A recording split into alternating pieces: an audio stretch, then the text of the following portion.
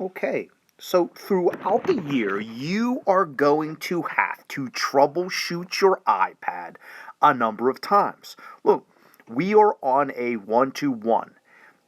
We are going to use our iPads every single day this school year. So it is imperative that you know how to fix your iPad when it goes a little wonky. And believe me, they will. But they're not broke unless you drop them or you damage them. They're real easy to fix and troubleshoot. But the most important thing is if you are experiencing difficulty, let your teachers know immediately.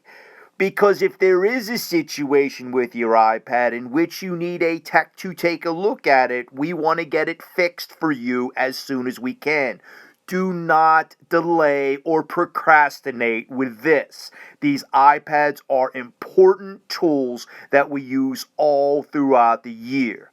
So let's take a look at things that you can do to make sure that your iPad is running properly.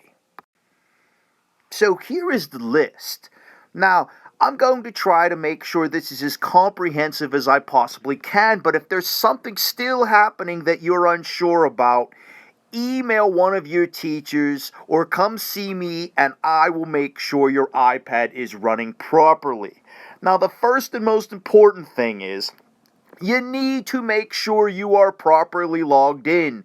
Username and password, they have to be spelled correctly. If they are not, you're not going to be able to be logged in. This is the reason in the beginning of the year we told everybody to make sure they write down their passwords and usernames inside their assignment planners. You have to be logged in with your school Gmail that you were provided by your counselors, because you cannot access Google Classroom without it. Also, sometimes when your iPad does an update, a system update, you get logged out and you then have to log back in. It is a real simple fix if you remember your password. Secondly, when you are attempting to submit something, please make sure all of your apps are shut down. The iPad is a very powerful tool, but it has limited memory. You cannot have 5 or 6 apps running simultaneously when you try to use certain programs that require a lot of your memory. What will happen is you will load up the app, you will start a process, and then you will be kicked out. So what you have to do is you have to go and you have to swipe up and close down all your apps. Vice versa, your websites. Every website you visit using Safari or Chrome, your iPad automatically saves for you. You have to shut down each and every website that you visit, because what will happen is eventually your iPad will get to a point where it can no longer do anything.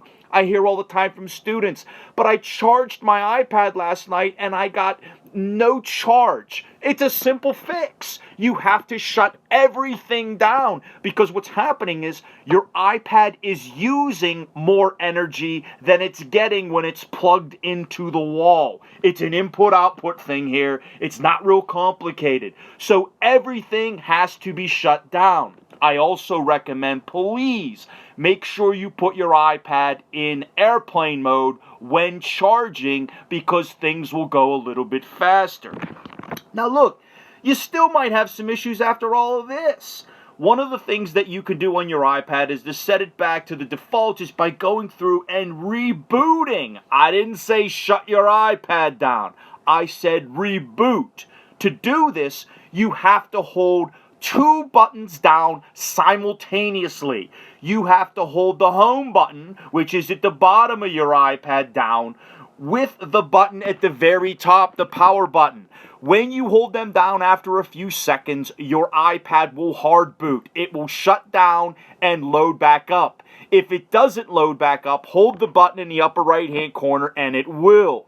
A lot of times this fixes a lot of issues, especially if your iPad starts acting a little wonky with your apps. Finally, we have a service provided to you which is called self-service. There is an app on your iPad that everybody after the first couple weeks of school will be well versed with. If you are having trouble with one of your apps on your iPad and that app ceases to exist after you have done everything that I just talked about, then you may need to reinstall an app. To do this, you simply go into self-service, you click on the app, you find the app you're having trouble with, and one of your options is reinstall. Take your time, make sure you're on Wi-Fi, go into the reinstalling process, and this tends to fix the issues. I hope this was helpful and informative. Over and out.